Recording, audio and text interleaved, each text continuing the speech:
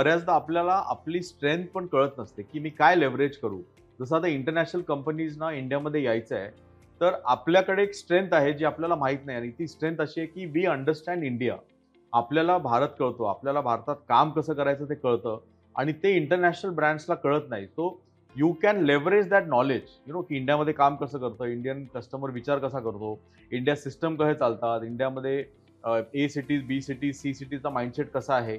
इतकं नॉलेज आपल्याकडे आहेत आणि हे आपण लेव्हरेज करत नाही आहोत. तर we can approach for any international brand आणि त्यांना सांगायचं की you can't understand India, we can definitely understand India. So आपलं जे नॉलेज आहे, इतक्या वर्षाचा जो अनुभव आहे, आपल्याला त्याची व्हॅल्यू कळत नाही बऱ्याचदा. पण if you say this is my strength, then how can I leverage that strength and start a new business. So what is this model? Will this work? 100% it will work. कुठचीही developing country जी असते ना, India is a developing country, तर developing कंट्रीमध्ये भरपूर local complications आणि local challenges असतात. Yes.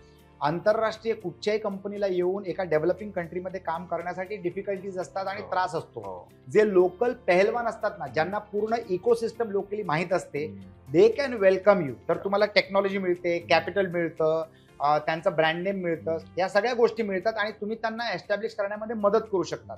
तर लोकल पार्टनरशिप करणं फार महत्वाचं आहे. फॉर एक्झाम्पल, हे फक्त आंतरराष्ट्रीय लोकांना इथे येण्यासाठी करायची गरज नाहीये. तर मी मुंबईकर आहे, मी महाराष्ट्रातला आहे, पण मला जर तामिळनाडूमध्ये जाऊन काम करायचं असेल तर मी तिकडे एक लोकल पार्टनर घेणार. जर मी पुण्याला मला जर काय काम करायचं असेल तर मी पुण्याचा एक लोकल पार्टनर घेणार. आता आपण ज्या एरियामध्ये स्ट्रॉंग असतो, ती जॉग्राफिकल एरिया सोडून जर मला दुसऱ्या जॉग्राफीमध्ये जर जायचं असेल, तर सगळ्यात चांगला, सोपा आणि सरळ उपाय असतो लोकल पार्टनरशिप करणे त्या एरियामध्ये. फॉर एक्झाम्पल, जेव्हा टोयोटा भारतात आली तेव्हा त्यांनी किर्लोस्कर बरोबर टायअप केलं. जेव्हा स्टारबक्सला भारतामध्ये यायचं होतं तर त्यांनी टाटा बरोबर जाऊन टायअप केलं. मर्सिडीज जेव्हा इंडियामध्ये आली तेव्हा त्यांनी टाटा बरोबर कोलॅबरेशन केलं.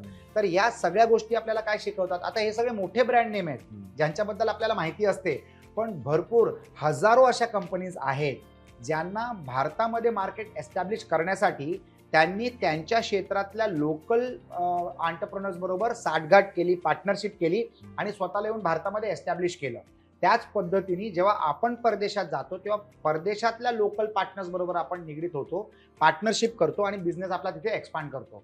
तर लेव्हरेजिंग हा एक फार चांगला आणि प्रॉफिटेबल बिझनेस स्ट्रॅटेजी आहे. भरपूर लोक लेव्हरेज नाही करत, म्हणजे ते त्याच्याबद्दल विचार देखील करत नाही. तर जे लोक हे एपिसोड पाहतायत, हा पॉडकास्ट पाहतायत, तुम्ही लेव्हरेज कसं करू शकता ना, याच्यावर विचार करायला सुरू करा. आणि जर तुम्हाला आमची मदत लागत असेल की लेव्हरेजिंग तुम्ही कसं करू शकता किंवा याला आपल्याला आयडिएट जर करायचं असेल, तर मी, तुम्ही आणि विनीत बनसोडे आपण तिघही मिळून एक चांगली स्ट्रॅटेजी बनवू शकतो तुमच्या बिझनेससाठी ॲट फ्री ऑफ कॉस्ट. म्हणजे ही आम्ही तुम्हाला मदत म्हणून करू शकतो आणि त्याच्यामध्ये एक नवीन बिझनेस मॉडेल घडवू शकतो. जर तुम्हाला असं करायचं असेल ना, तर please get in touch with us.